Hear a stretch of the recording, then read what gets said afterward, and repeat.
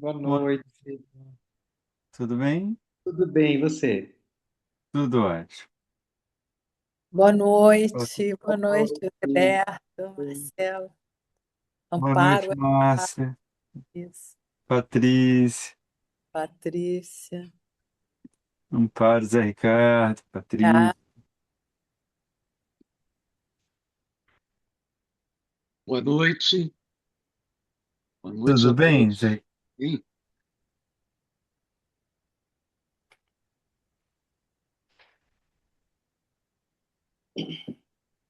Alguém gostaria de começar com alguma questão, com algum ponto?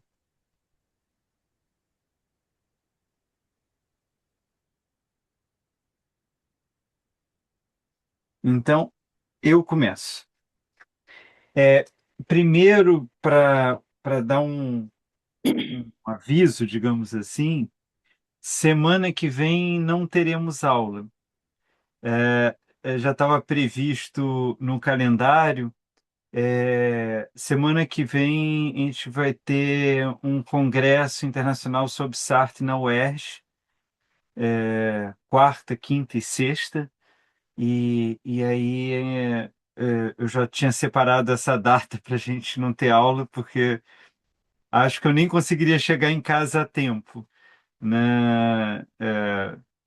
Sou um dos irresponsáveis coordenadores do evento. Graças a Deus, Rodolfo, que é professor do Departamento de Psicologia da UERJ, é o que está encabeçando e fazendo um trabalho pesado disso, mas um evento grande.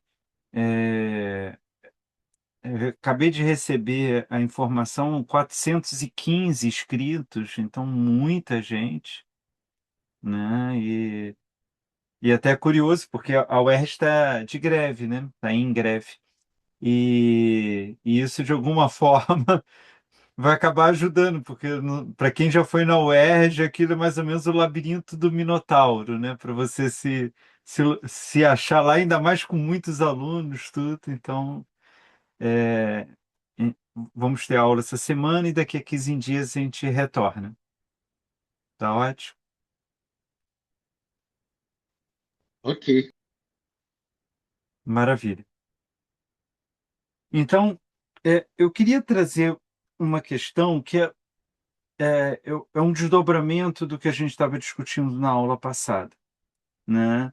A gente terminou a aula passada lendo uma passagem da página 7 e que eu queria retomar aqui pequenas três frases que elas vão nos permitir continuar o debate, né? O Foucault vai dizer: nasceu uma nova lepra que toma o lugar da primeira. Aliás, não sem dificuldades, ou mesmo conflitos, pois os próprios leprosos sentem medo, né? Como a gente discutiu na aula passada, vamos retomar esse começo de texto da História da Loucura. Ele é muito impressionante, né? Ele tem um caráter, eu diria, quase que literário, né? Ao mesmo tempo, ele é de uma clareza muito grande, mas ele tem uma forma muito curiosa de analisar uma questão, digamos assim, científica, a loucura. E como a gente discutiu isso na aula passada, isso não é sem razão, né? O Foucault já está introduzindo no próprio debate, e isso vai causar espantos, revoltas em muitos leitores. Ele já está introduzindo uma questão da cultura, da sociedade, sob um tema que era exclusivamente clínico e médico, né? Então, esse já é um deslocamento que ele vai propondo, né, nessa parte. E é muito interessante a gente ver isso, porque o, o que é interessante, de fato, é como ele vai destacar esse espaço, disponível.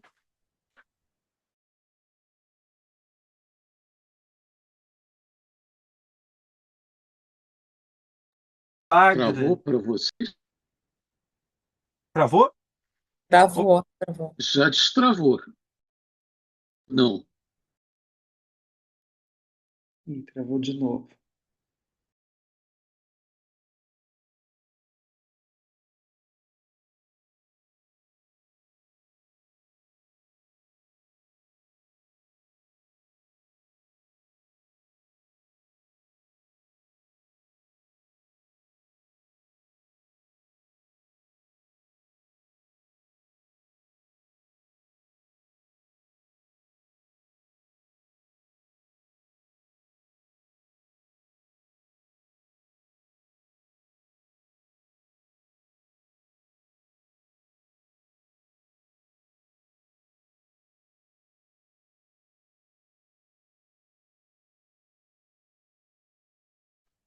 Voltei, eu fui expulso e voltei.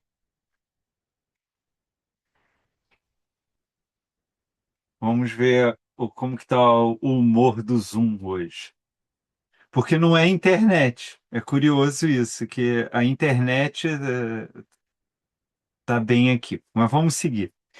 O que eu estava chamando a atenção, eu não sei em que parte que travou, mas o que eu estava chamando a atenção é que todo esse debate que o Foucault propõe, né, ele já vai explicitar algo que é bastante desconcertante, que é uma maleabilidade à cultura que vai permitir, que vai causar uma transitoriedade dos espaços disponíveis. O que eu estou querendo chamar a atenção é que, apesar de toda a cultura ela impor uma certa ordenação, ela não se atém aos conteúdos especificamente. O que interessa para ela é a disposição. Então, se é lepra ou se é loucura, desde que aquela dinâmica de interdição ocorra,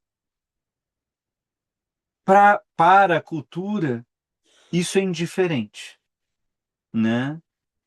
E isso vai causar um impacto bastante negativo na tradição de estudos sobre a loucura, né? A, a, Talvez a gente não tenha tanta consciência disso, porque, tirando o Hildeberto, não temos essa leitura no sentido médico, né? E também porque digamos assim, a história da loucura, ela já passou por um tipo de controle histórico e, portanto, ela virou um clássico independente de qualquer coisa, né?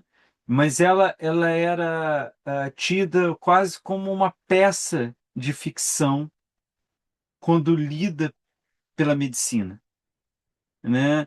E isso tem muito a ver porque ao destacar a maleabilidade, a transitoriedade, os espaços disponíveis, o que o Foucault faz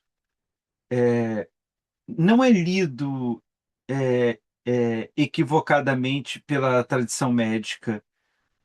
Ao contrário, o que ele está querendo dizer é de uma impossibilidade de um universal atemporal, né? O que ele está querendo dizer é não é possível pensar a loucura como uma constante na história. E, nesse sentido, ele está confrontando todo esse desejo por clareza. Não é a clareza do conceito, não é a clareza da situação, mas é a clareza que quer dizer inequivocamente a loucura a qualquer momento, né? Como se eu pudesse possuir um conceito de loucura que eu pudesse aplicar a qualquer tempo, a qualquer hora, a qualquer história, né? Então, nesse sentido, a resistência, num primeiro momento da história da loucura, eu diria, um primeiro momento quando ela alcança a medicina, né? Porque ela transita num primeiro, numa primeira recepção em filosofia, e aí ela vai se alargando para chegar à história, e na história ela já causa um fascínio e também uma resistência, e isso vai se deslocando até chegar à própria leitura dos médicos, né? É, ela tem a ver com algo que é original do texto do Foucault. Quer dizer que só é possível pensar a loucura não pelas definições fisiológicas, não pelas estruturas biológicas, tampouco pelas condições neurológicas, mas sim pelo confronto na cultura. E esse confronto através da ideia, digamos assim, de um embate, né? De um certo, uma certa tensão que em algum momento encontra uma disposição, que nos parece estabilizar a discussão, né? Que são essas estabilidades momentâneas? É a forma que o Renascimento vai entender a loucura. Depois isso entra num outro conflito. Aí é a forma com que a época clássica vai entender a loucura. Aí isso entra em outro conflito. A forma que a modernidade vai entender a loucura, né? É justamente nesse campo em que ele está colocando a discussão. E isso é de fato muito estranho.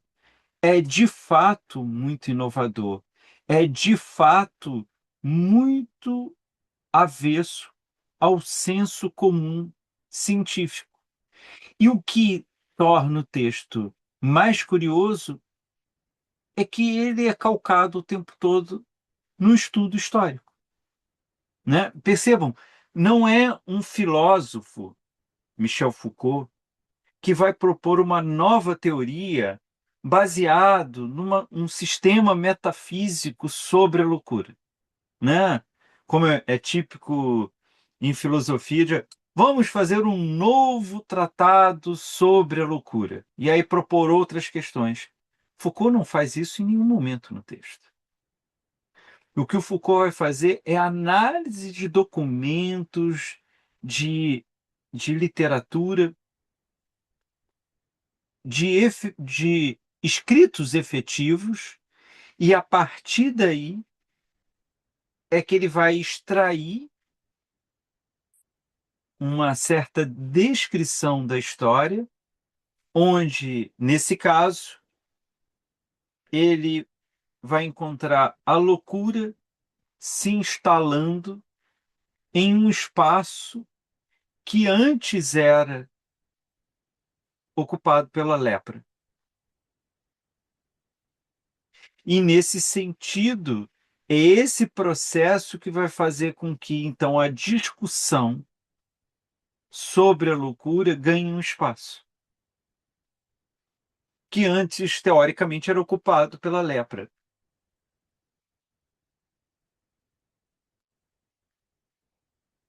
É, eu estou falando muita coisa ao mesmo tempo. Eu vou desdobrar isso agora.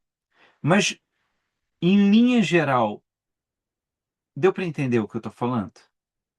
Faz algum sentido o que eu estou dizendo? Quer dizer, eu ainda vou chamar a atenção que tem essa colocação do Foucault, ela vai dar muitos desdobramentos. Eu quero trazer alguns aqui que elas são fundamentais para a gente entender. Mas, de alguma forma geral, é compreensível o que eu estou falando? Por favor, se não Sim, for, me diga. Maravilha.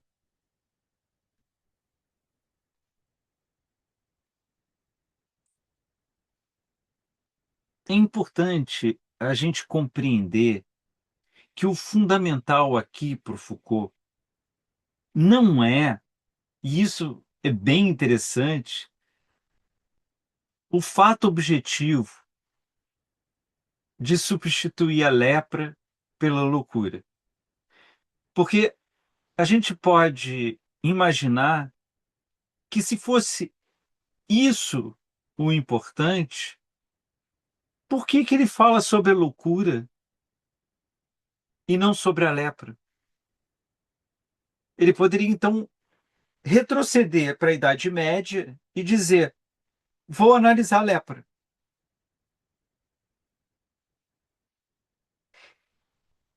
A questão não é objetiva. O que interessa o Foucault é que, ao perceber, através de uma análise histórica, que havia um eixo central sobre o qual a cultura orbitava, que era a lepra, né? E aí, nas primeiras páginas, é impressionante como ele vai mostrando, já através do declínio da lepra, mas como a quantidade de hospitais que eram criados por causa da lepra, a quantidade de investimento que girava em torno, a passagem da lepra para a loucura, que vai interessar o Foucault, não é a lepra. E, de fato, aqui nem é a questão da loucura. O que interessa para ele é o jogo funcional que está presente. Ou seja, é como a lepra e depois a loucura terão uma disposição de função. É através dela que a ordenação da cultura funciona. Então, é quase como se o Foucault dissesse: é a lepra e podia ser outra coisa. É a loucura, mas podia ser outra coisa. E, inclusive, ele diz isso, né? Tem tipo uma briga pelo trono do desespero, né? As doenças venéreas e outras coisas ali. A loucura ganha. O Foucault diria: é porque é, mas poderia ser outra coisa. O que é interessante é como existe um espaço em torno do qual toda uma cultura se organiza e que ela não pode dispor da perda desse espaço.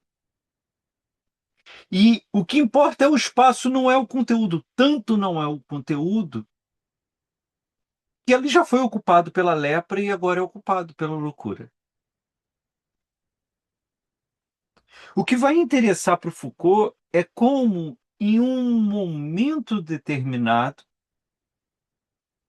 a função de exclusão e de medo se desloca da lepra para a loucura.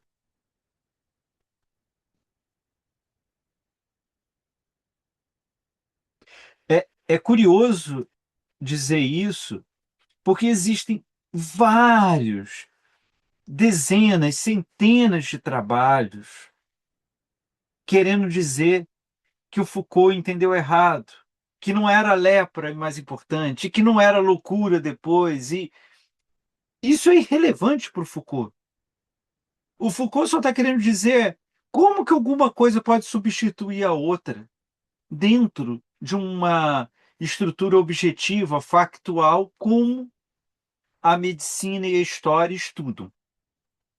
Ele está dizendo, é preciso uma outra forma de encarar a história, porque o que importa são os espaços disponíveis,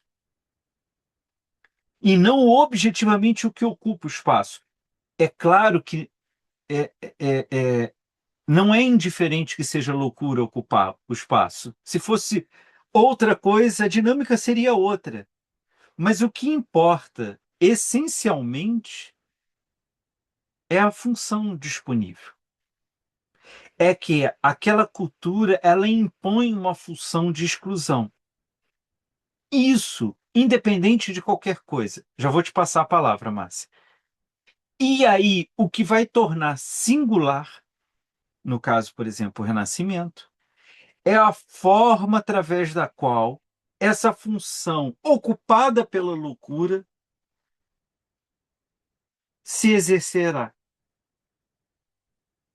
É um tipo de exclusão única, que é uma outra discussão, só por curiosidade, que muita gente tem. Ah, mas o Foucault diz que a exclusão é através da loucura que ocorre, mas não ocorre pela loucura, é de outra forma, ele não entendeu bem.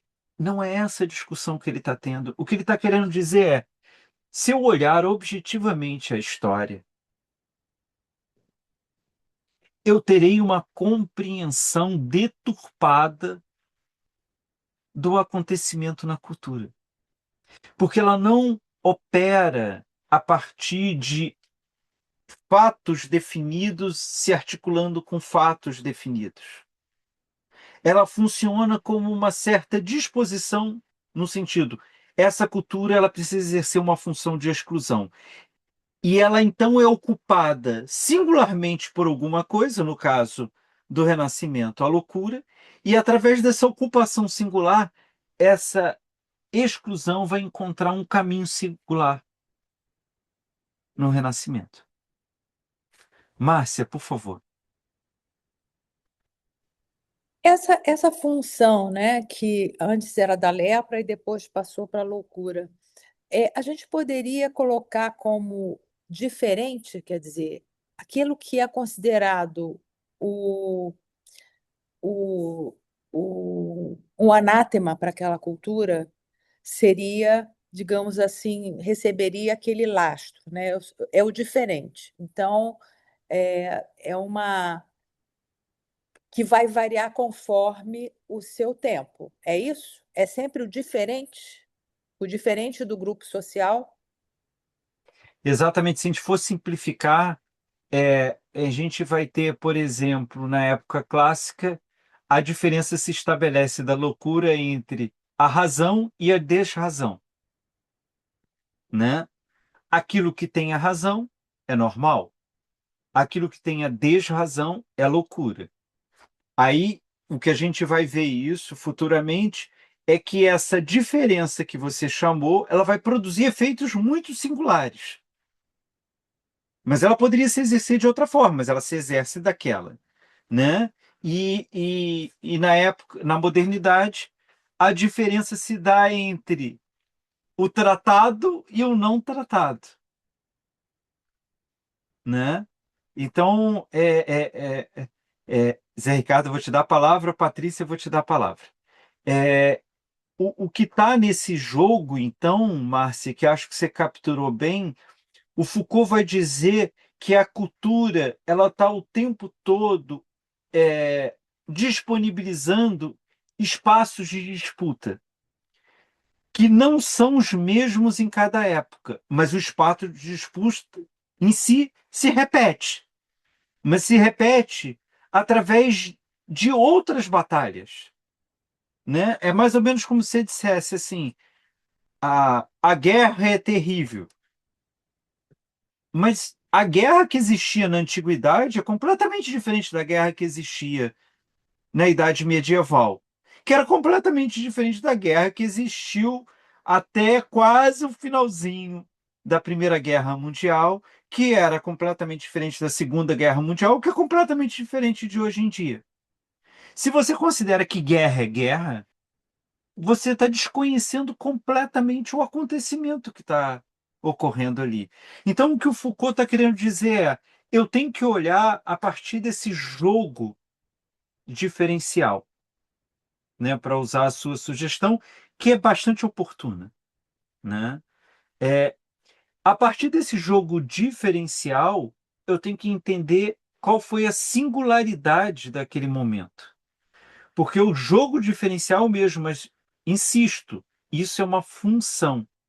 A função, ela não tem conteúdo em si, ela só tem uma disposição, né? Que ele, acho que foi na aula passada, ou na aula retrasada, mas acho que foi na aula passada, que ele diz como se estuda a loucura? Através de uma função chamada de exclusão. Mas o que importa não é isso, porque senão ele estaria universalizando novamente. Só que ele está dizendo, essa função é vazia de sentido. Ela só se coloca ali, mas ela não diz nada por si só. Como aquela cultura abraça a exclusão, muda completamente. Porque senão, é outra crítica que ele sofre muito, que tem críticas que são muito boas para discutir, mas essa sim, basta esclarecer. Ah, mas ele diz que a exclusão é da época clássica. Como que ele está falando do Renascimento? Ora, são situações muito distintas. Exclusão existe o tempo todo, né? Os gregos excluíam todos aqueles que não fossem gregos. Mas esse tipo de exclusão não tem nada a ver com a exclusão de você internar pessoas tidas como loucas e deixá-las presas. Os gregos não faziam isso com os estrangeiros, né? Então, é entender que a função ela é vazia. É mais ou menos assim, não sei se isso ajuda ou atrapalha, vocês me digam. É mais ou menos que nem uma função matemática. Você tem que descobrir os valores dos elementos de uma função. A função por si só ela não diz nada, ela só diz que tem um espaço de articulação ali. Mas dependendo dos valores que você coloca ali, o resultado é completamente diferente, né? Então, o que ele está querendo chamar a atenção é que você não pode olhar para a história objetivamente. Ou seja, se a gente usar outras palavras, Zé Ricardo e Patrícia, não esqueçam que vocês vão comentar. Não se trata de um estudo sobre evidência objetiva. Por quê? Porque a história não opera pelo factual. Ela opera pelas funções. Ah, mas você está dizendo que democracia não é a mesma coisa? Eu estou dizendo que cada cultura nomeia a democracia de forma distinta. É o exemplo que vocês estão cansados, quem faz curso comigo há muito tempo já sabe disso, mas é porque é muito eloquente esse exemplo, né? Especialmente os atenienses inventaram a democracia. Eles olhariam para a nossa democracia, a boa democracia, horrorizado, porque para eles a democracia não cabe representação. Mas você olhar para uma democracia que, dependendo de você defender o seu ponto de vista, você pode ser executado por isso, a nós causa horror. Para a gente, uma pessoa pode defender um candidato, e se esse candidato for mal, paciência, você votou nele também. Para os atenienses, se eu convenço todo mundo a votar em algo e aquilo gera um problema, portanto, eu sou passível de execução. Então é exatamente isso, Márcia. O que está ali é justamente um espaço diferencial e, portanto, eu não sou capaz de fazer duas coisas que a tradição acha que é trabalho da história. Eu não sou capaz de falar objetivamente da história, portanto, de traçar evidências, como eu também não sou capaz de julgar a história. Justamente porque eu não tenho um parâmetro fixo para julgá-la. Nesse sentido, o que o Foucault faz é um trabalho de descrição da cultura a partir de um tema específico, num momento histórico específico. Né? Por isso que ele usa aquela coisa que vocês cansam de ouvir falar: quero falar de algo muito pequeno, sem relevância, restrito, porque de fato é o que ele acha que qualquer pessoa possa fazer. Nada além disso. E nesse sentido, quando ele só descreve, ele consegue compreender que existe uma estrutura em torno da função exclusão. E que por isso, quando a lepra entra em declínio, que não tem nada a ver com cultura isso, a lepra entra em declínio por uma questão objetiva, né?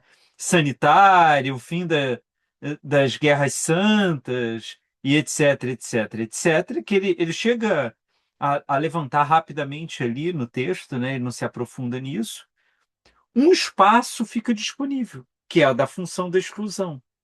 E esse espaço, essa função de exclusão, se disponibiliza e é ocupado pela loucura. Então aí acontece quando a loucura ocupa esse espaço diferencial, isso se transforma. Não dá mais para fazer a mesma coisa que se fazia com a lepra. É outra coisa que vai acontecer ali. E isso que interessa a ele. Então, nesse sentido, é, é, é, é aquilo que eu já falei em alguma aula de uma entrevista, que ele diz: o meu desejo era falar só do louco. O Foucault diz isso. Só que ele rapidamente ele percebe, não dá certo, porque eu vou estudar uma época onde a cultura não autoriza o louco a falar. Então, se eu fosse, quero falar sobre a época clássica, só o louco fala, não tem registro, porque é só o médico, é só a instituição que fala, é só a ciência que fala. E ele fala, a contragosto eu tive que trazer a ciência, o médico, não para fazer medicina. Ele diz, eu não estou interessado em teoria médica. Né? A gente poderia até dizer que é uma questão edípica, né? O pai dele era médico e etc.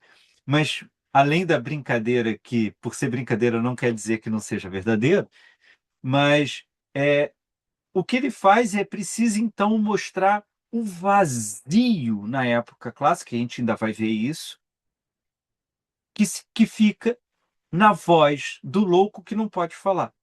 Então, ele vai mostrar o que é dito e mostra o vazio do que não pode ser dito. E ele só pode fazer isso porque ele não olha objetivamente para a história. E aí está um problema que muitas vezes as pessoas não querem entender, porque é uma questão de não querer, é que isso não quer dizer relativismo. Ele está falando de coisas de coisas efetivas, mas coisas efetivas que não são objetivas. Uma função, ela é efetiva. Você atribuindo valor a cada elemento, ela produz um resultado. Mas você não consegue petrificá-la para dar o mesmo resultado sempre. É disso que se trata. Então, faz todo sentido, Márcia. A gente poderia ter essa discussão toda a partir da noção de diferença.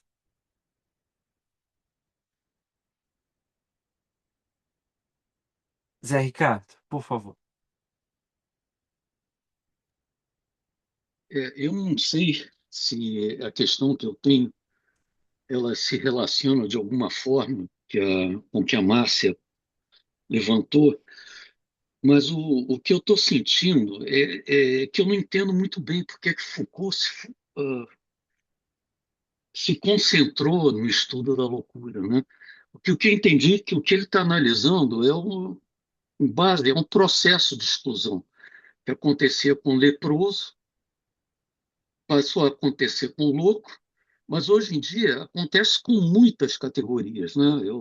Com Uhum, muitas pessoas. Por exemplo, acontece em certa medida com o homoafetivo, as pessoas que são tomadas pelo alcoolismo, né? Os aditos à droga, de alguma forma, são excluídos. Ex-presidiários, ninguém contrata um ex-presidiário para trabalhar. Os pobres e miseráveis, o pessoal que está na rua, e até os idosos, né? Todos esses eles falham aquele princípio que o Delberto levantou, que é da funcionalidade da competência, de alguma forma, uhum. né? E eles não têm espaço numa sociedade que está voltada à produção o tempo todo, né? Essa análise estaria correta que eu estou fazendo, esse ponto de vista, dentro da linha de Foucault? Completamente. E diria que você consegue formular corretamente isso graças ao Foucault. Porque o que o Hum, Foucault está dizendo, existe uma função geral que a gente nomeou aqui de funcionalidade ativa, né, a partir do comentário do Hildeberto da aula passada, e o que o Foucault vai dizer é que isso não acontece só digamos assim, do Estado para o indivíduo, ou da instituição para a comunidade, isso vai se desdobrando em todas as relações humanas. Então, é o que ele chama isso, e acho que com particular felicidade, de microfísica do poder. Né? Só para a gente criticar um pouquinho, ele poderia colocar microfísica dos poderes, que ele mesmo vai dizer depois que ele detesta que o poder se use no singular, né? É isso. Então, nas relações amorosas, nas amizades, nas relações parentais, nos trabalhos, nas relações religiosas. E acontece porque há uma estrutura básica e que essa estrutura básica ela vai encontrando ramificações e destinações singulares, né? Então, por exemplo, Zé Ricardo, tanto isso faz sentido que você pode vislumbrar um preconceito racial fortíssimo, mas quando antes da, do reconhecimento racial vem o reconhecimento de um poder econômico, esse preconceito ele perde força. Porque aí entra a dimensão de uma funcionalidade, né? Então, assim, é a mesma coisa. É, alguém fala assim, mas eu chamava o Pelé de negão e não era preconceito. Ah, porque você está chamando Pelé, né? Só para dar um exemplo bobo do que eu estou querendo dizer. Mas isso vai se constituindo. E isso vai ganhando tal ponto que, por exemplo, você vai ver a Simone de Beauvoir no Segundo Sexo, ela vai dizer tem uma coisa estranhíssima em relação às mulheres. Isso ela diz textualmente. O preconceito contra o feminino consegue ultrapassar as classes sociais, o poderio econômico, a disposição cultural. Então, tem alguma coisa, e isso você pode dizer, vai interessar ela porque ela é uma mulher. Eu diria que quase discordando disso, dizendo, não, ela percebeu isso porque ela é uma mulher. É mais fácil ela perceber, porque ela está na ponta fraca da relação. Mas por que que interessa para ela o segundo sexo? É porque se você entender esse lugar do preconceito feminino, talvez você entenda a sua época, porque seria um lugar mais profundo. Então, e também, por exemplo, quando o Frantz Fanon vai estudar a questão do preconceito racial, interessa a ele por causa disso também, que ele fala, o judeu pode fingir que não é judeu, né? O negro não consegue, porque o preconceito dele chega antes que ele abra a boca, né? Porque é uma questão de pele. Então você vê que essas pessoas estão pensando o preconceito que não pode ser reduzido, né? Que ele encontra uma certa base sobre a qual, né, a Simone de Beauvoir no Segundo Sexo vai dizer: eu consigo imaginar épocas onde judeus não eram atacados, eu consigo imaginar épocas onde trabalhadores não eram atacados, eu não consigo imaginar épocas onde as mulheres não eram submetidas aos homens. Isso significa alguma coisa, uma raiz profunda, e que pensar isso é. Então, perceba que é justamente isso. E o que o Foucault está querendo dizer, Zé Ricardo, é que se eu não compreender que a história está trabalhando por funções e estruturas, e por isso que a gente perdeu aquelas 2 ou 3 aulas, não me lembro exatamente, falando sobre isso, fica parecendo que essa operação não é uma operação enraizada na própria cultura, fica parecendo que é um erro.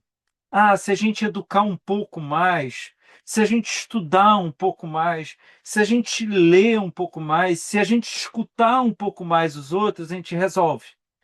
E o que a história mostra é que quanto menos se estuda, quanto menos se lê, quanto menos se escuta, pior fica, não há dúvida.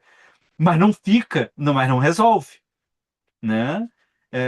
A gente pode pegar índices absurdos, tipo da Suécia, em termos de educação, de leitura, de respeito a um indivíduo, e mesmo assim a gente vê a intolerância, o preconceito não se desfazer. Então tem uma certa dinâmica, né, que a gente pode apostar, mas que nem o Foucault não faz essa aposta.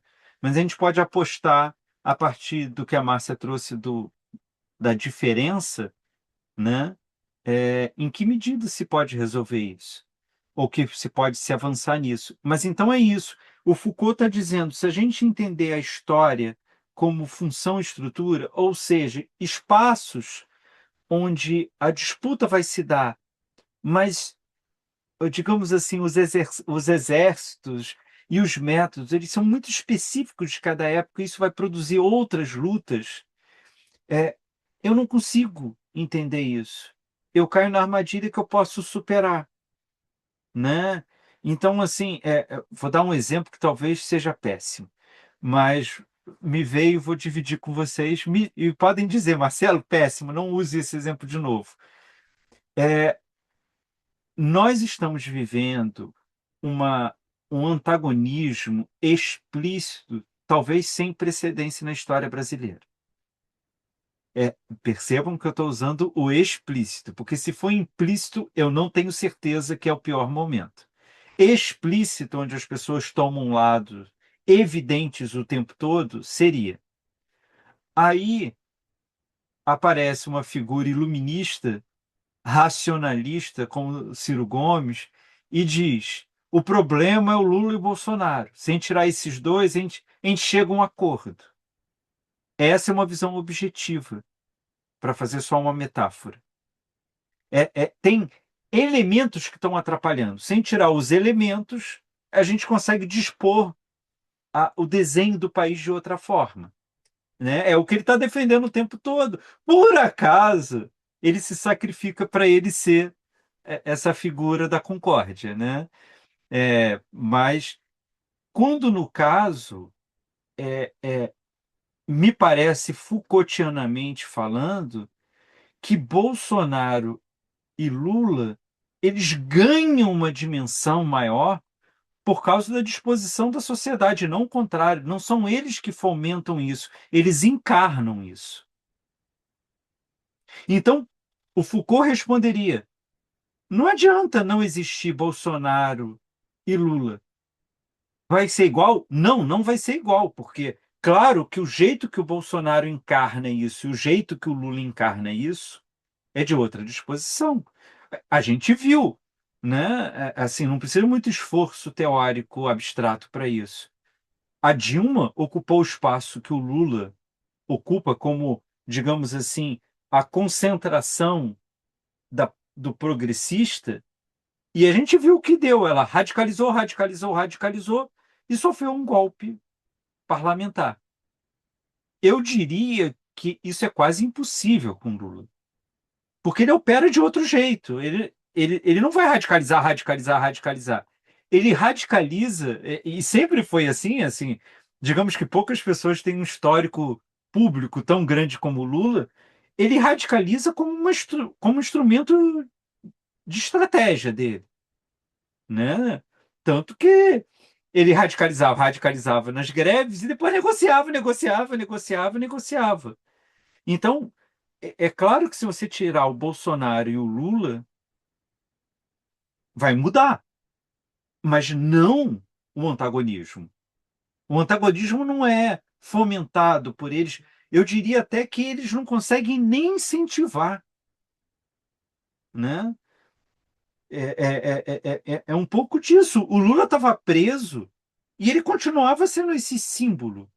O Bolsonaro está fora da corrida eleitoral e ele continua sendo esse símbolo. Logo, não me parece que seja uma disposição factual. É isso que o Foucault está chamando a atenção. Isso é um equívoco, você personificar a história.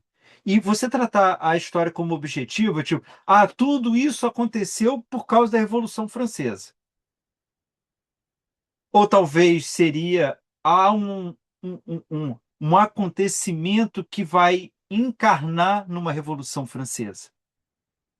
São disposições diferentes. Por que que é diferente? Porque o Foucault diria, poderia não ter tido a Revolução Francesa, mas alguma coisa teria. Poderia não ser. Provavelmente, se não tem Robespierre e não tem Danton, não teria Revolução Francesa como a gente conhece. Você precisava, né? Quase que parece, nessas horas parece que Deus joga dados, né? Porque você coloca duas figuras brilhantes opostas juntas, né? Robespierre e Danton, né? Operando a mesma dimensão ali. E isso gerou o quê? Gerou o terror, literalmente, né? O momento histórico do terror, que é a grandiosidade e a rigidez juntos. O que normalmente as coisas não funcionam assim, né? A grandiosidade faz que a coisa seja muito flácida e a rigidez faz com que ela seja setorial. E ali, de alguma forma, eu estou simplificando muito, vocês me perdoem, mas a junção de Robespierre com Danton, essas figuras tão diferentes entre si, mas olhando para o mesmo lado, gerou o terror, né? Entende um pouco mais, Zé Ricardo, do que eu estou falando, dessa disposição? Se não, por Sim, favor, claro. divida com a gente. Não, tá bem, estou satisfeito, obrigado. Edelberto, antes de passar a palavra para você, Patrícia, você ia comentar alguma coisa antes, por Não, favor. pode ir, você já clarificou aí. Então, ótimo. Edelberto, por favor. Eu estava pensando, os comentários que a Márcia e o Ricardo fizeram e o que você estava articulando agora me trazem algo que eu vinha pensando ao longo da semana, que é uma articulação de todo esse trabalho do Foucault a partir da função da exclusão, e eu fico pensando que da mesma forma que aqui a gente está falando da loucura, mas ao mesmo tempo que ele fala da loucura, me parece que ele está falando muito mais dessa função da exclusão, assim como ele faz com o dispositivo da sexualidade e como ele faz com o dispositivo da prisão. E eu estou falando isso porque a articulação que eu quero fazer é proveniente de uma leitura que eu fiz essa semana, de um livro novo do Vladimir Safatli, não sei se vocês já leram, que é esse aqui até. Uhum, E por que que eu estou trazendo esse livro? Em uma síntese muito breve, ele trabalha ali com uma argumentação de que os fascismos atuais eles seriam provenientes de dois elementos, uma perpetuação de violência na sociedade a partir de uma dessensibilização de afetos. E isso ele entende que é resultado, em última análise, daquilo que se sucedeu a partir do colonialismo. Parece que o que eu estou dizendo não tem nada a ver com o que a gente está discutindo, mas eu vou chegar lá agora. Eu acho que talvez a gente possa ver todas essas dissidências que o José Ricardo estava citando, seja aquilo que Foucault vai falar a respeito da loucura, depois que ele vai falar da sexualidade e da prisão, como eu disse, localizadas hoje vou inventar esse termo agora, no dispositivo da pobreza, que é um foco muito importante para a sociedade neoliberal atual. Quer dizer, a pobreza ela tem que ser excluída. E por que que eu comentei esse livro do Safaf? Justamente porque ali ele fala do fascismo como dos fascismos atuais, como uma apropriação do fato de que não há lugar para todos na sociedade. E se a gente pensar que não havia lugar para os loucos, não há lugar para os detentos, não há lugar para sexualidades divergentes, e não há lugar hoje para nenhuma forma de pobreza, porque os pobres não têm como ser incluídos. E um termo que ele usa ali que eu achei muito interessante, ele fala de uma adaptação cínica ao existente. Quer dizer, existe esta incorporação daquilo que acontece e para o qual eu estou sensibilizado. Por exemplo, para aquilo que acontece em termos de guerra nas grandes cidades, nas periferias ou na guerra em Gaza. E eu usei esses dois fenômenos para pensar em duas coisas que a gente discutiu, especialmente na aula passada. O desconforto que a Patrícia trouxe em termos da situação atual e que é um desconforto coletivo, em última análise, mas também para a importância de uma coisa que você tem trazido, Marcelo, nas aulas, que é essa articulação com uma dimensão terapêutica. É, como se, pensando nessa dimensão terapêutica, numa dimensão para melhora desta articulação social, ou seja, como um resgate, como uma luta contra, em última análise, a função da exclusão. Edilberto, é muita coisa e tudo acho que tem tudo a ver, né? É, eu acho assim, a sensação que eu tenho, já vou te passar a palavra, Márcia. A sensação que eu tenho é que é, o sentimento de angústia que a gente tem com o nosso próprio tempo, o diagnóstico de um certo desespero que vivenciamos, a minha aposta, e eu posso estar completamente errado, a minha aposta é sinal de sanidade e não o problema em si. Me parece que apesar de ser extremamente desconfortante, e para mim é desconfortante por vários motivos, e um dos motivos é que a nossa cultura só nos suporta, só dá apoio para a gente se formos alegres. Não é felizes, não, é alegres. Se a gente estiver gargalhando. Então, qualquer coisa que seja de desconforto é rechaçado imediatamente pela sociedade, pela cultura e etc. Então, isso, obviamente, nos causa um mal-estar pelo diagnóstico, né? A gente já discutiu isso em outros cursos. Eu não consigo não pensar no livro do Bradbury, do Fahrenheit 451, né?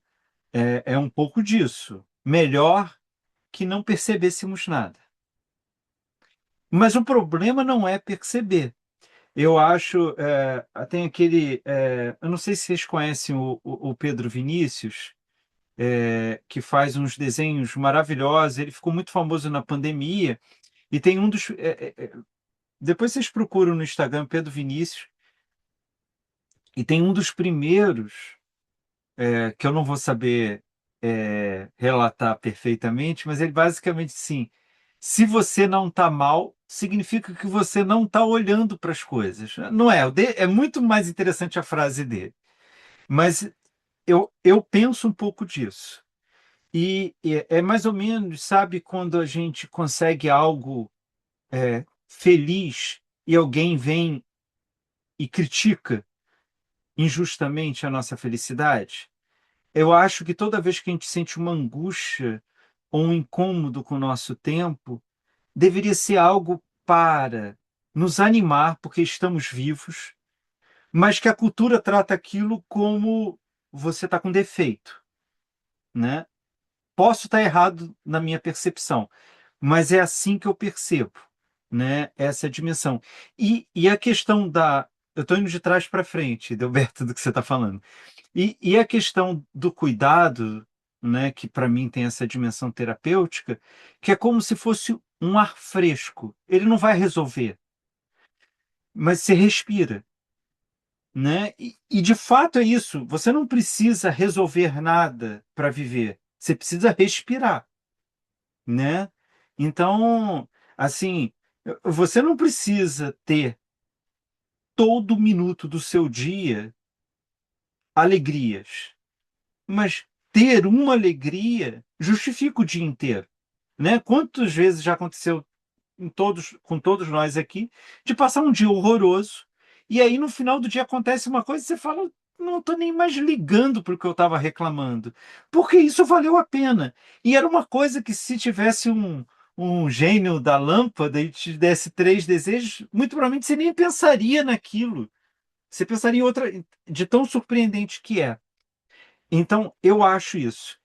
É, eu não li o livro do Safatli, eu li o que eu já nem sei quantos atrás, mas o grande atrás, que foi o Circuito dos Afetos, que ao te ouvir, eu vejo muitas reverberações, e para mim tem dois problemas, que, de novo, eu posso estar completamente errado. Um desses problemas eu coloquei diretamente para o Safatli quando ele foi lançar o livro na PUC, que eu estava na época no departamento. Ah, o primeiro problema que eu vejo é que o Safatli, e eu tenho profundo respeito por ele, eu tenho discordâncias, mas tenho profundo respeito por ele, a sensação que eu tenho é que ele sempre tem que oferecer uma solução para os problemas. E isso me parece muito problemático para analisar a história, né?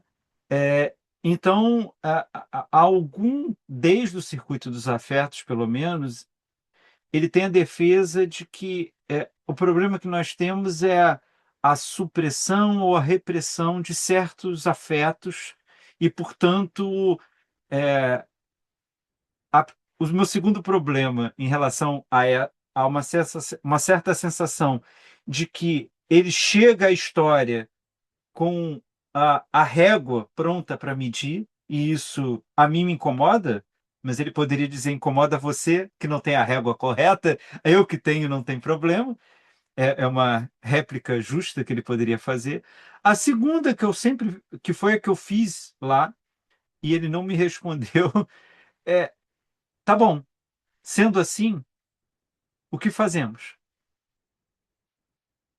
E me parecia uma pergunta justa, né? Porque ele é um militante, né? Uma pessoa que já foi candidato, logo alguém que se coloca à disposição de executar, né?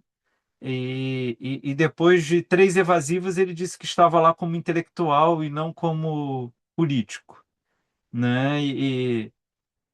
Então, assim, para Edelberto, para te oferecer uma metáfora, a sensação que eu tenho sabe, aquele enredo clássico de ficção científica que você tem, é clássico mesmo, de uma briga, uma batalha imemorial entre lobisomens e vampiros, que seriam duas castas imortais que passam os séculos e séculos se confrontando. Só que se está na Antiguidade Clássica, eles têm uma aparência. Se estão na Idade Medieval, tem outra aparência. Se estão no Renascimento, tem outra aparência. A sensação que eu tenho, e talvez eu esteja muito errado, não tenha competência para ler o Vladimir Safatli, é que para ele o problema se repete o tempo todo, só tem uma outra encarnação. O que me parece, que também pode ser uma leitura errada minha, o oposto do que o Foucault está propondo. Por isso que a gente estava discutindo aqui, que a questão de função e de estrutura, ela esvazia a ideia da repetição como relevante. Porque não é ir de novo o espaço da exclusão aqui, mas sim com a loucura, o que da exclusão está acontecendo de novo que com a lepra não acontecia. Por isso não importa muito se é lepra ou loucura. Por isso que ele abandona a questão da loucura e vai estudar, sei lá, no final da vida, a sexualidade. Porque a sexualidade é mais importante que a loucura? Não! É simplesmente porque a sexualidade ela opera de outra forma, ele consegue ver outras coisas. Então, é um pouco dessa questão. Enfim, eu acho que a força do Foucault ela é justamente de se dedicar aos acontecimentos. Se dedicar aos acontecimentos é entender as suas singularidades que não podem ser repetidas. porque toda vez que ela se repete, ela já é diferente. Então, nesse sentido, o que a Márcia trouxe do traço diferencial, isso sim é estrutural para o Foucault. Ele está sempre interessado em qual é a nova diferença, qual é agora a diferença, qual é agora a diferença. E sempre vai ter uma diferença, né? E essa questão me parece central. Márcia, antes de eu te passar a palavra, Edelberto, por favor. Não, eu achei muito interessante o que você falou. Esse ponto de divergência me parece que resgata muito Foucault como Foucault, propriamente dito. E eu tenho muita dificuldade de falar sobre isso, porque, apesar de eu discordar do Vladimir Safatli, eu sempre me sinto meio, meio, meio fraude discordar do Safatli, porque se de fato eu quisesse discordar, eu deveria escrever respondendo. E eu não faço isso, eu tenho outros interesses. Mas eu me sinto muito constrangido porque eu acho que a figura dele é uma figura absolutamente importante de se ter. Mas eu tenho essa sensação.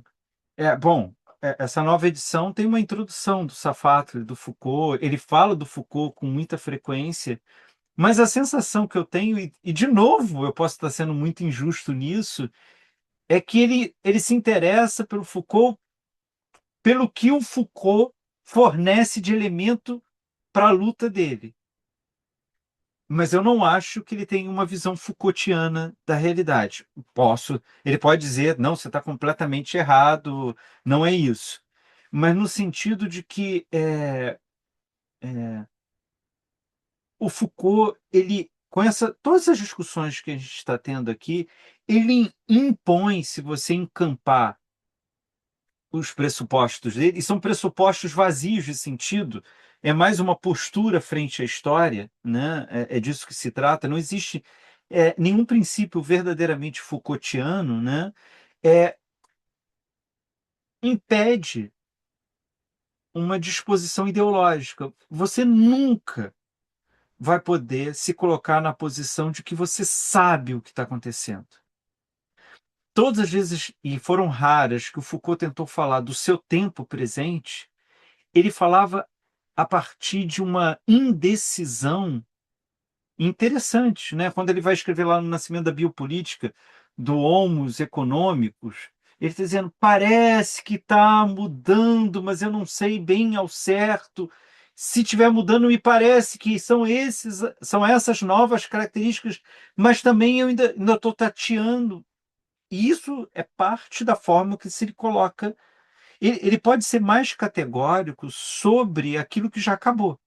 Então, né? E ali ele só se aventura a falar sobre o homos econômicos, porque para ele aquilo talvez significa a divisa de uma nova episteme, né? Que ele não sabe muito bem e ele não pode saber, né? Não é incompetência, você nunca sabe, você só sabe se já acabou, né? Ele pode olhar para a época clássica dizendo, não vivemos mais na época clássica, né? E ao mesmo tempo todo o estudo dele é inconclusivo, de todo modo. Basicamente, ele está dizendo: se você tomar a loucura na época clássica, entendendo a história como organizada em torno de funções e estruturas, aí você pode discutir comigo se você concorda ou não comigo. E nesse sentido, ele é categórico. Tanto tem o debate dele com Derrida. Né? O Derrida vai dizer, você entendeu errado Descartes. E ele responde, resumidamente, que o Derrida está falando da modernidade sobre Descartes. E o Foucault diz, eu não estou dizendo da modernidade sobre Descartes, eu estou dizendo o que o Descartes representa dentro da época clássica. Logo, a resposta do Foucault para o Derrida é dizendo, você está falando fora de Descartes, eu estou falando dentro de Descartes. Basicamente, ele está dizendo, você pode discordar de mim, mas o que eu estou falando não pode ser refutado por você, porque você está falando de outro lugar. Então, e é um pouco.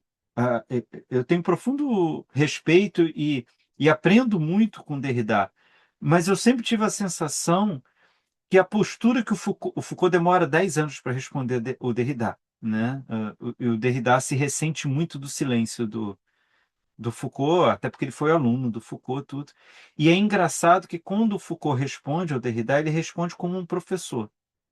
É quase que constrangedora a resposta do Foucault, que é quase que o Foucault está falando assim: ok, você quer que eu te responda? Então vou te responder como deve ser respondido. Você não entendeu a questão. Você está falando de outro lugar. Logo, a sua resposta para mim não está nem certa nem errada. Você está falando de outra coisa. O que eu estou falando é disso. E disso, a sua crítica nem alcança a discussão. Então, assim, quando Foucault fala de que ele não esgota a discussão, não tem nenhuma humildade do Foucault nisso. Né? Foucault talvez seja uma das figuras menos humildes da história. Ele era muito arrogante. O que ele está querendo dizer é o limite da teoria. Tem um limite da teoria, isso não tem a ver com a capacidade, com a genialidade. Logo, você pode ser Aristóteles e explicar Platão. E vai ser genial, porque é Aristóteles explicando Platão a partir do fato de que ele foi aluno de Platão. Um aluno, eu sempre gosto de lembrar disso, profundamente respeitoso. Talvez a crítica mais violenta que tem a Platão seja Aristóteles. Mas é profundamente. Ele espera Platão morrer para responder, para expor a leitura dele. E isso é de profundo respeito, porque assim ele ganharia muito mais prestígio se ele confrontasse Platão vivo. É quase como se tivesse, e aí é interpretativo, não só eu, mas eu estou me apoiando em grandes comentadores da Antiguidade Clássica, que é quase como se tivesse um respeito ao professor e só se sente apto a criticá-lo quando já não podia mais causar dor pessoal ao Platão. Aí ele estava discutindo só as ideias. Mas percebam, Aristóteles correu o risco, um risco sério, de ninguém saber quem era Aristóteles. Porque ele, Aristóteles só vira Aristóteles quando ele oferece uma leitura diversa do Platão para os problemas gregos. Né? Então, assim, é um pouco dessa dimensão. E mesmo assim, há uma infinidade de coisas que os séculos seguintes foram capazes de explicitar em Platão, não porque eram pessoas mais geniais, mas porque estavam inseridas em outra cultura, dentro de outra comunidade, onde os problemas eram outros. E, portanto, isso permitia você deslocar o pensamento do Platão para outras questões, que, de certa forma, é o que a gente tenta alternar nas nossas discussões, né? A gente vai e faz uma discussão dentro do texto do Foucault. E depois a gente abre essa discussão em que medida que nos alcança isso. É claro que é infinitamente mais fácil fazer isso com Foucault do que com Platão, né? Porque muitos dos problemas que a gente está enfrentando e querendo debater são problemas que o Foucault já percebia isso, né? Então, eu acho que é um pouco disso, Edalberto, a discussão só para Márcia, né? 2 horas depois. Não, muito. Eu acho que nem cabe mais, mas eu me lembrei de uma experiência, muito rapidamente. Eu me lembrei de uma experiência, eu não sei quantas pessoas aqui no grupo são funcionários, são servidores públicos ou foram, mas eu, quando entrei para o serviço público, isso no final da ditadura, você tinha que passar por uma banca, no meu caso, né, na carreira que eu fiz, eu tinha que passar por uma banca examinadora. E o curioso, bom, uma série de testes, inclusive para saber se a pessoa tinha ou não tuberculose. Quer dizer, o fato de uma pessoa ter tuberculose já era um fator de exclusão, né? Então, você tinha uma banca que era assim, que tinha um membro que era responsável para detectar a homossexualidade no candidato. Tinha um outro membro que era responsável para identificar a ideologia do candidato. E assim ia, sabe? E para além do conhecimento substantivo, né, da carreira. Existia todo um, digamos assim, um ritual ou um código de conduta que ia excluindo pessoas que não se enquadravam. Sem falar na questão dos negros, né, que praticamente não existiam. Então, é interessante ver como essa questão, essa visão do Foucault, ela perpassa as instituições, né? E hoje, não se, anos depois, isso aí foi considerado inconstitucional, já com a Constituição de 88, não se podia mais fazer esse tipo de exame, né? Quase triturando as pessoas, né? E espremendo as pessoas para tentar obter algum sinal de alguma normalidade para a cultura daquela instituição. Mas o interessante é que esse espaço foi ocupado por uma outra função, quer dizer, saíram aquelas, teoricamente, naquele momento que vigiam, e passou-se para outro tipo de exclusões mais sutis. Então, você tinha, assim, a questão das mulheres, que na minha carreira sempre tiveram muito mais dificuldade para serem promovidas. Nada que fosse dito, não tem nada escrito, é tudo intuído, assim, sabe? Então, isso é uma luta constante, porque esse vazio rapidamente foi preenchido por outros critérios, mesmo que não escritos. É impressionante, Márcia, porque isso você traz, assim, eu penso em duas coisas a partir do que você trouxe. Primeiro que de fato é isso, então você tem uma dinâmica que está sempre operando, que separa, né? E entender isso é estranho para a nossa época, porque todo o movimento é, de, de identitarismo, ele tenta de alguma forma compensar com a afirmação das identidades, né? Então, eu vou acabar com a exclusão com a afirmação da identidade. Ora, o que não se percebe é que, com isso, a despeito de todas as necessidades da gente garantir novas leis, direitos, etc., mas eu estou falando em termos de disposição das dinâmicas da sociedade. Quando uma pessoa reclama o respeito à particularidade dela e entra em confronto com o sistema, ela só tem força porque existe o processo de exclusão. Ela está fazendo um contramovimento ao processo. Ela não está extinguindo o processo de exclusão. Tanto é, eu não tenho a implicância que muitas pessoas têm com o movimento woke, mas é preciso reconhecer que nas universidades americanas, se você não concordasse publicamente com o movimento woke, sua carreira acabava. Isso se você já tivesse ingressado, porque senão você nem entrava. Logo, não é possível perceber nisso a superação da exclusão. Ela simplesmente é o refluxo do mesmo processo que ele anda para um lado e para o outro, né? Então você tem uma hora que você exclui um grupo, tem uma hora que esse grupo consegue excluir o outro. E fica, né? Não à toa você tinha uma discussão ali muitos anos, final dos anos 80, com a redemocratização no Brasil, que era uma coisa que me irritava profundamente, não na época que eu era muito criança, mas de ouvir que que ainda se usa até hoje, da necessidade de ocupação de espaço.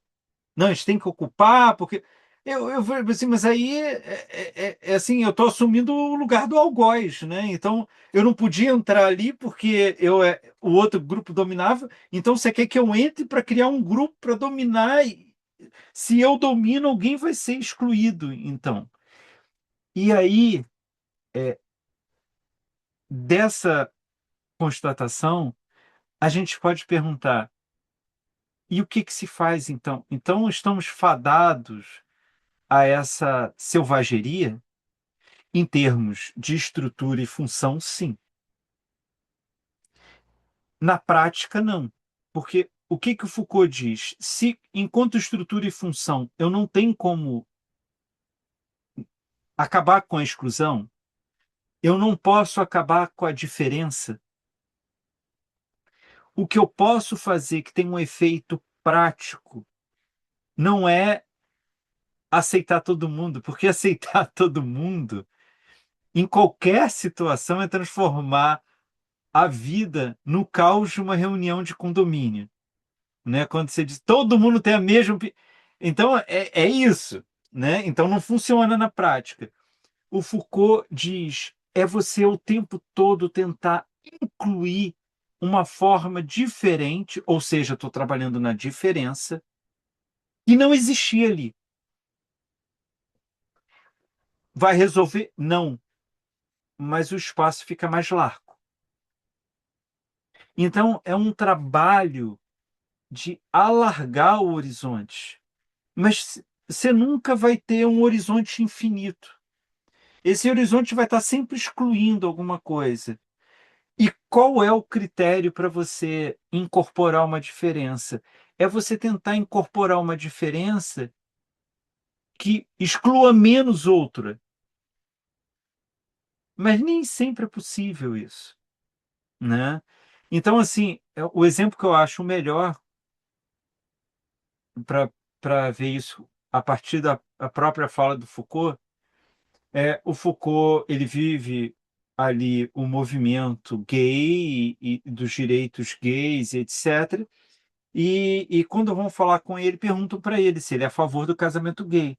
Aí ele diz: Olha, eu sou, mas não com muita convicção. Ah, porque você acha ruim? Não. É, eu acho sim, se as pessoas querem se casar, que tenham o direito de se casar. Mas eu acho que isso não muda nada. Ah, mas como que não muda? Aí ele responde: Ué, mas isso é a mesma lógica que já existe. Só que ao invés de ser um homem e uma mulher, você está permitindo ser ocupado por outras pessoas, mas a lógica é a mesma. O que eu acho que os gays poderiam oferecer de ampliação de horizonte existe dentro da cultura gay a experiência amorosa da adoção. Enquanto, para os héteros, a adoção só pode ser filial. Isso você está apresentando uma nova forma de amor que não ocupava aquele espaço. Isso pode produzir um alargamento. Mas percebe como é tudo instável, né? Você não sabe se isso vai dar certo ou não. Mas isso é uma novidade. Então ele dizia, eu acho que era muito melhor brigar. É claro que ele está falando isso provocativamente, que você pudesse adotar o seu amante e isso ser vivenciado pelos casais héteros, do que o contrário, você admitir para você a normatividade hétero e, portanto, você se enquadra ao que já existe.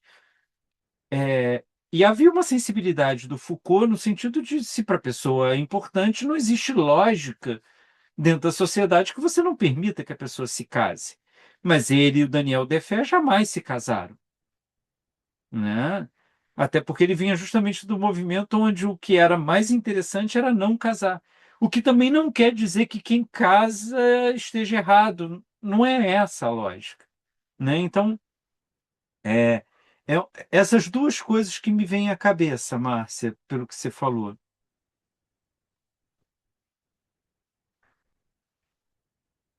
Assim, é, isso, acho que tudo isso que a gente está discutindo em outras palavras, e trazendo isso para a discussão do livro, mas que é isso que a gente está discutindo, o que vai importar para o Foucault é o inesperado paralelismo na história da lepra com a loucura. Não a lepra ou a loucura. É, que estranha é, o que estranho é o fato de que uma pode ocupar o lugar da outra. Isso é estranho, né? Se tudo fosse factual, uma coisa é uma coisa, outra coisa é outra coisa. Elas, sabe aquelas brincadeiras de criança, né? Você estaria tentando colocar um triângulo num desenho de um círculo, né? Só que quando você coloca o triângulo no círculo numa cultura, ele encaixa. Então Foucault está dizendo, isso me interessa. Por que que encaixa? Porque é um espaço disponível, não é um conteúdo determinado, né? E nesse sentido, o paralelismo que ele vai encontrar, e isso é muito interessante porque tem muito trabalho de história, principalmente de origem anglo-saxônica na Inglaterra, nos Estados Unidos, discutindo Foucault escolheu errado, não devia escolher lepra, não devia escolher loucura. E eu acho isso muito curioso, porque eu acho que o Foucault ia dizer assim, não, eu poderia escolher qualquer outra coisa. Talvez eu tivesse até mais facilidade, talvez não, entendeu? Ele encontrou como a, a, a abertura possível para ele a loucura. E isso sim tem a ver com dados bastante circunstanciais, o que é sempre bastante constrangedor, né? Ele era filho de médico, ele estudou muito a psicologia, ele veio de uma origem, de um estudo da medicina e da psicologia, da fenomenologia. Depois ele abandona isso radicalmente e começa a estudar a leitura da psicologia a partir do estruturalismo, né? Então, assim, digamos que ele tinha muitos instrumentos para pensar a questão da loucura. Um tema central na filosofia, então também permitia ele, talvez se ele viesse de um outro estudo, de uma outra base, de uma outra família, se interessaria por outros elementos que ele tivesse. Enfim, o que eu estou dizendo que é contingente, porque a loucura ele tinha muitos instrumentos, ele tinha muito conhecimento, ele percebia a, as sutilezas, as diferenças pequenas de uma época para outra, né? E aí eu volto a insistir aquela história que eu já contei para vocês, e para mim ela é muito simbólica, a irritação que ele teve com Roberto Machado quando queria fazer a introdução do pensamento dele. É assim, pega alguma coisa que você saiba e aí recorra ao que eu escrevi se servir para você. E isso vai ser uma homenagem a mim. Fazer a introdução do meu pensamento à pessoa que se deu o trabalho de ler o que eu tenho para dizer. E o Foucault já diz aquilo ao Roberto Machado quando ele já era o Michel Foucault, né? Talvez, sei lá, se ele tivesse 20 e poucos anos, ele, por vaidade, dissesse para o Roberto Machado: não, faz a introdução para me ser conhecido no Brasil. Mas quando o Roberto se coloca a tarefa de fazer a introdução do pensamento dele, ele já era o Michel Foucault, ele já tinha vindo ao Brasil, ele já era conhecido, ele já era o filósofo mais importante da atualidade. A gente está falando da década de 70, onde o Sartre ainda era vivo, ele tinha mais envergadura, o Sartre, mas ele já não era a bola da vez. Né? Ali no final dos anos 60, o Sartre entra em declínio e o Foucault aparece. Né? A história da loucura, a, a, a, as palavras e as coisas, a arqueologia do saber, e aí no campo das ciências humanas, o Foucault já é dominante. Quando vem vigiar e punir, aí ele extrapola todos os limites, né? Porque aí ele começa a entrar nos estudos sociais em geral, né? Então, é um pouco disso que o Foucault está quase dizendo assim, ó, e ele quase dizendo, não, ele diz, né, aquela famosa frase dele: meu pensamento funciona como uma caixa de ferramentas, use-o conforme o seu interesse, né? É um pouco disso. É você ler Foucault e falar: olha, ele está chamando atenção para isso. E nisso que eu conheço, eu posso aplicar de tal forma, porque isso vai abrir um outro campo de discussão, né? Então, eu acho que é um pouco nesse caminho, né? E por isso ele vai encontrar muita resistência nas ciências humanas e buscam encontrar nas ciências humanas a objetividade das ciências duras, exatas. E o Foucault está fazendo um movimento oposto. Ele está dizendo a história, quando pensada por objetividade, ela, ela se deforma e ela diz o que não é. É um pouco. Esse é o sentido.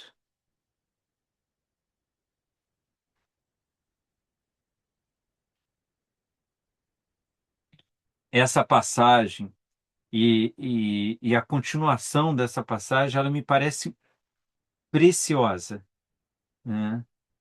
Eu especialmente eu tenho uma fascinação pelos começos de livros do Foucault, porque pode ser uma interpretação equivocada, mas a sensação que eu sempre tenho nos começos de livros dele, por exemplo, o prefácio ao prólogo, acho que é prefácio das palavras e as coisas, a primeira parte, e olha que já é pequena a ordem do discurso, mas a primeira parte da a ordem do discurso, ou o começo da história da loucura, é, e a sensação que eu tenho é que o Foucault ele vai concentrando muita coisa e conforme o livro vai se desenvolvendo, ele vai distendendo as discussões. Mas o começo me parece assim, ou talvez tudo seja só desculpa de eu ler devagar e ficar discutindo com vocês lentamente. Mas eu acho esse começo precioso porque ele funciona quase como uma cápsula do tempo, né? Onde o Foucault avança, e é curioso isso que você começa a ler a História da Loucura, nessa passagem ali da 7, 8, 9, ele começa a falar sobre a época clássica. Então ele dá uma avançada para dizer aonde que a loucura encontrou a, a sua experiência máxima de exclusão, que foi na época clássica. Ali ela vive e qual é o máximo? É o silenciamento. É isso que vai ser interessante para ele, porque nunca, em nenhum outro momento da história, a loucura foi tão silenciada como na época clássica.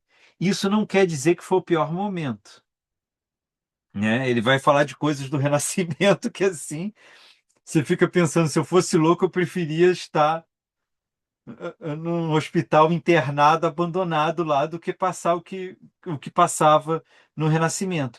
Mas há uma radicalidade na época clássica. Então, nessas páginas 7, 8, ali, 7, 8, 9, dessa nova edição, funciona como uma cápsula do tempo. O Foucault avança e indica o que a loucura vai se tornar na modernidade, um fenômeno natural e, portanto, tratável, e depois ele retrocede, passa pela época clássica e retorna ao Renascimento, para dizer ali dessa luta, né, que a gente chamou atenção na aula passada, entre as doenças venéreas e a loucura por esse espaço que ficou ocioso, deixado pela lepra. E, ao fazer isso, ele então se dedica ao presente. Que presente que eu digo o presente do livro, que é a época clássica.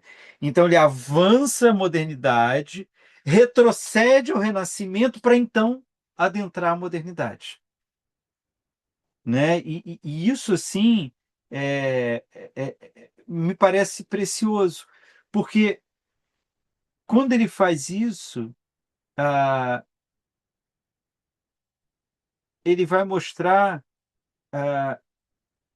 que não se trata como numa visão evolutiva, tenta mostrar que cada época tratou a, a loucura da forma com que pôde.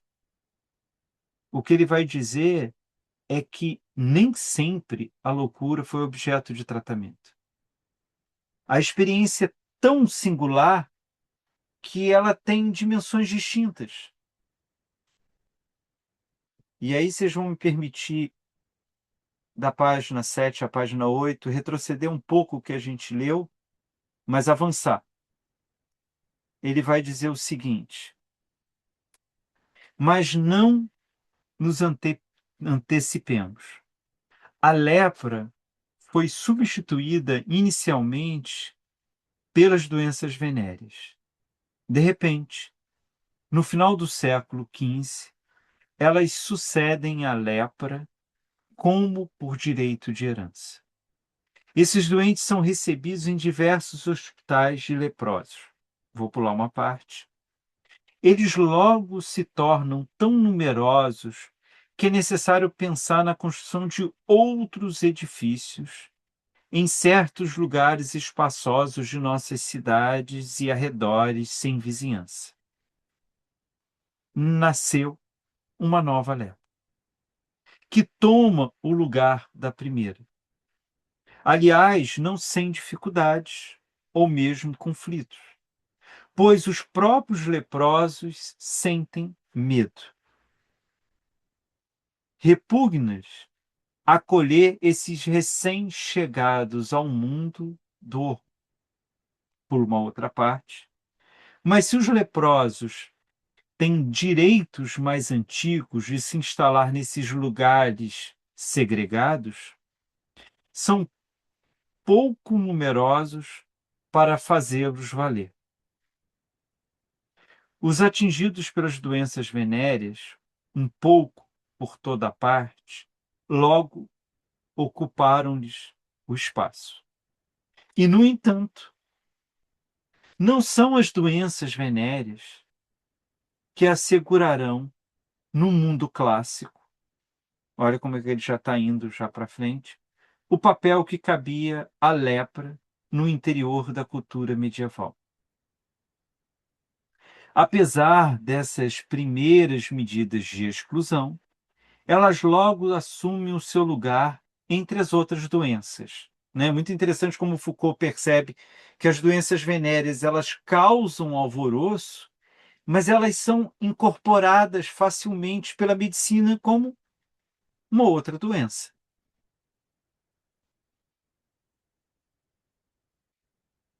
De bom ou mau grado, os novos doentes são recebidos nos hospitais.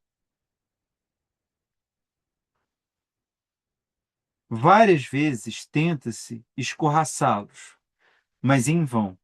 Eles lá ficam e se misturam aos outros doentes.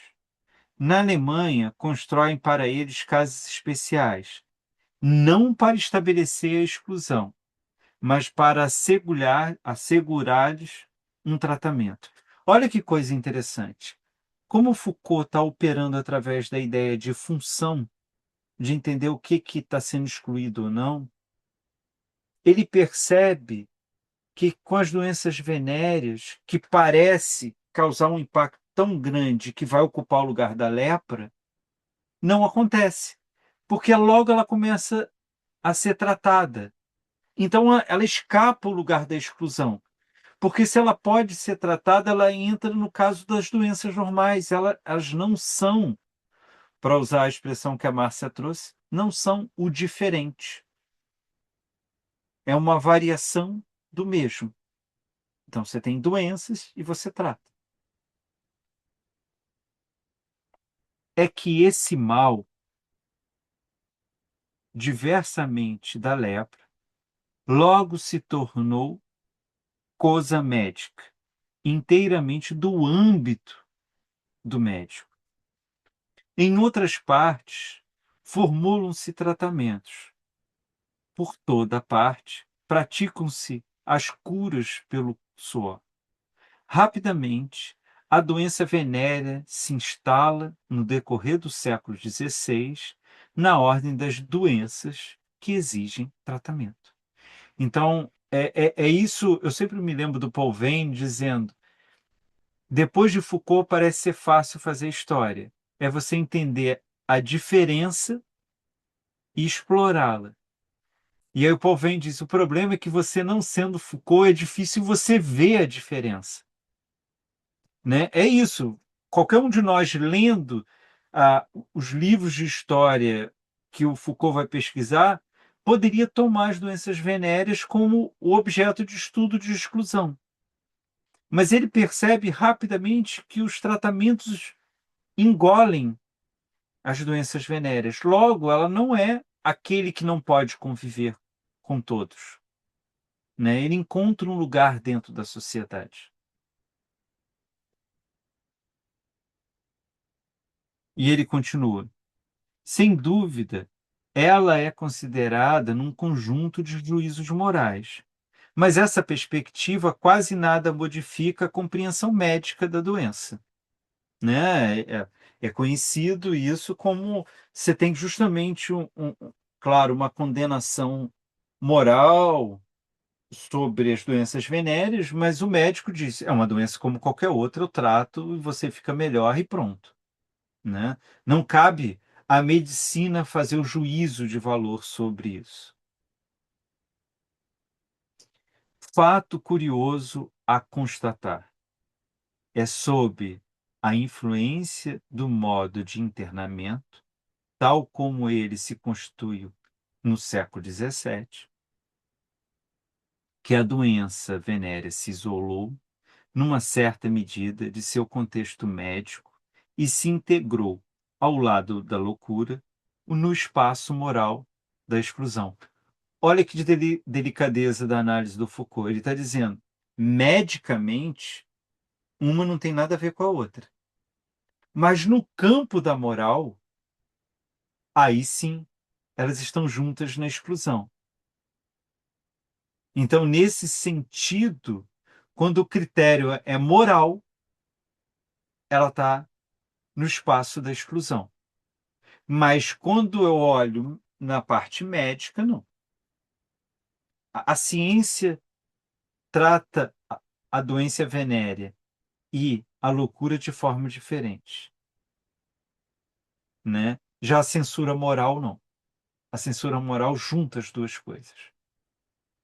Né? Tanto aquele caso conhecido, que é de fato histórico, mas que a literatura e a arte explora muito, de você encontrar no hospício pessoas com problemas mentais, mas você também encontrar pessoas que transavam com todo mundo, ou que tinham sido infiéis, né? Porque ali a exclusão acontece a partir da moral, e não do julgamento médico. E ele continua: de fato, a verdadeira herança da lepra não é aí que deve ser buscada, mas sim num fenômeno bastante complexo, do qual a medicina demorará para se apropriar. A gente sabe que, para o Foucault, a medicina só consegue incorporar a loucura na modernidade. Né? Escapa à função médica. Esse fenômeno é a loucura. Mas será necessário um longo momento de latência, quase 2 séculos, para que um novo espantalho, que sucede à lepra nos medos seculares, suscite, como ela, reações de divisão, de exclusão, de purificação, que, no entanto, lhe são aparentadas de uma maneira bem evidente.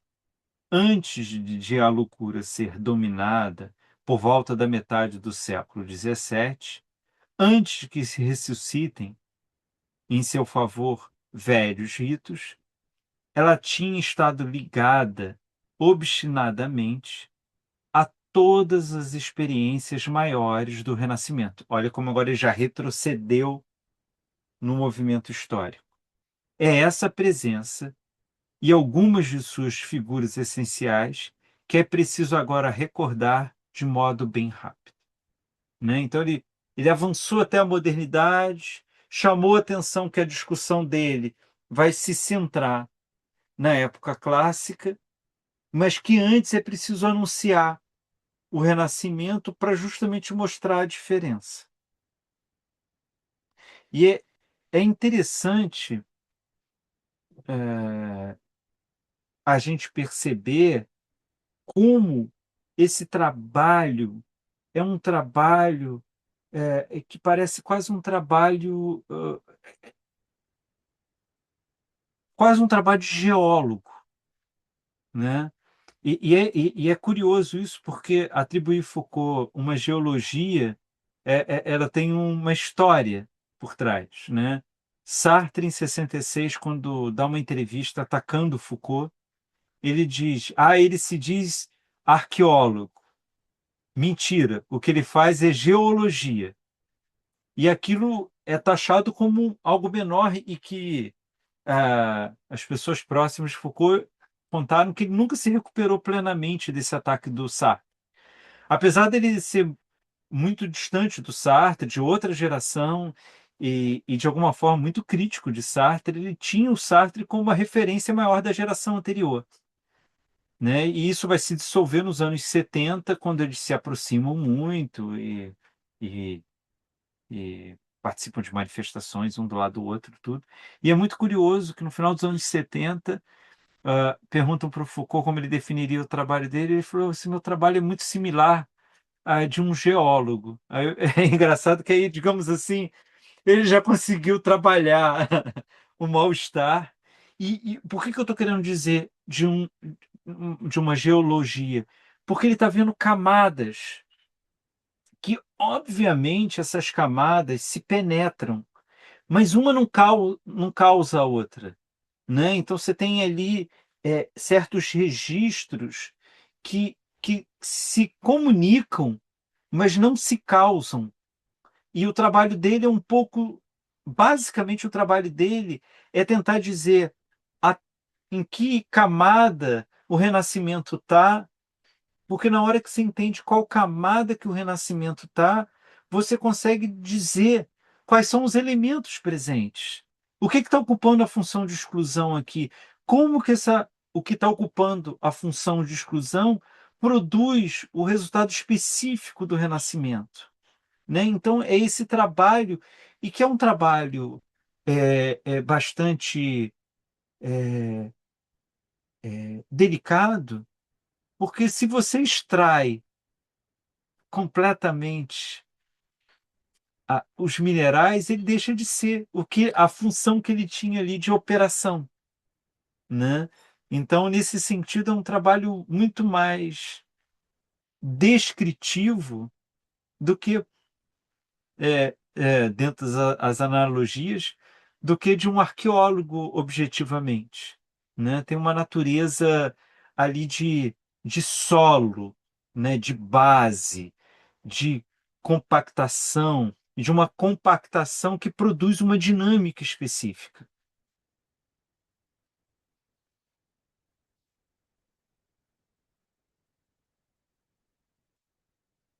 Vou parar por aqui. Eu quero, já anunciando na aula que vem, eu quero falar um pouco dessa natureza da descrição, trazendo a parte seguinte do texto, da gente entender o que é essa descrição histórica que ele está fazendo ocorrer ali. Gente, estou à disposição de vocês. Eu só não vou avançar no texto, mas Marcelo, só uma pergunta técnica. O seu livro também é da perspectiva, o meu é antigo, né? A sim, tradução é da mesma é a pessoa. mesma coisa. Mas Deve é ter mudado a engraçado que as paginação. palavras. Não, tem palavras muito diferentes, tipo espaço e lugar. Não sei se faz muita Ah, diferença. é? É estranho, né? Porque é o Interessante. mesmo tradutor. É. Algumas palavras, assim. Mas é porque teve uma revisão da tradução. Eu tenho uma implicância com revisão de tradução, porque assim, você tem um trabalho feito. Vamos supor que você ache que ela é problemática. Faz uma nova tradução. fazer revisão do trabalho, e às vezes isso ainda é pior, porque a pessoa faz revisão do trabalho de uma pessoa que já morreu, quer dizer, a pessoa não pode nem se opor né, mas me chama a atenção, Patrícia, conforme eu for falando, para a gente ir comparando.